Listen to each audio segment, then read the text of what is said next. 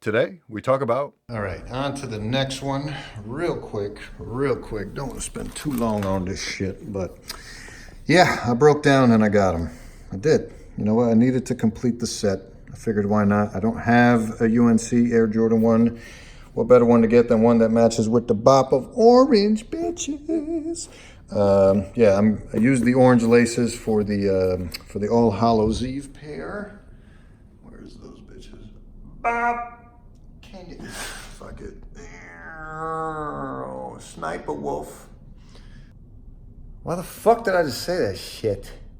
Laces. So we definitely gonna do the orange laces. The boxes at home, because I don't know if I have room for all the boxes out here, so I'm gonna leave it as is. But you know, with that little bit of a change they made in the, the material for the toe box and whatnot, didn't have a pair of the UNC Jordan 1s, which is an OG colorway, by the way.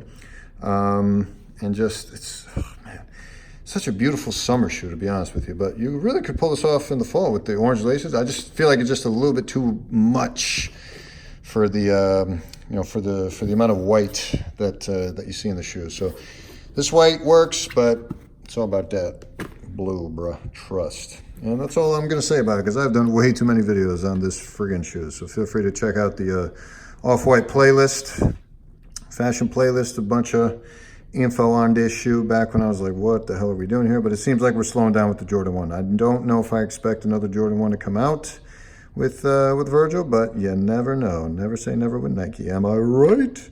Okay, that's it. Bye. Peace.